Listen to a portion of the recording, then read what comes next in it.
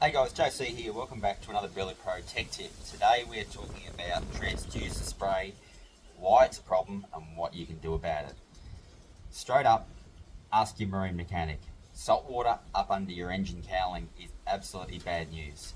Fresh water is not good either, but salt water is an absolute killer, and you're going to get long-term problems if you've got transducer spray jetting up, getting under the seal of the cowl.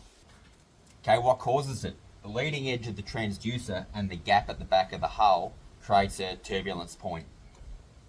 We move our transducer up and down to get good transducer readings, but the side effect of that can be that this leading edge of the transducer causes the big rooster trail. What can we do about it? There are some products out there in the market that effectively provide a shield over the top of your transducer which knocks the water down, which is absolutely fine.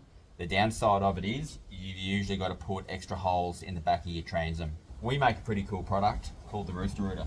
I'm just going to take this one off and give you a look at it. Be back in a minute.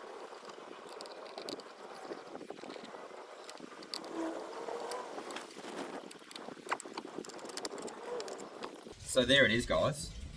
It's just a laser cut stainless steel plate formed to fit each of the transducers that Burley Pro do to perfection, using the original mounting holes on the transducer between the transducer and the installation bracket. The bit that does the job is literally this leading edge.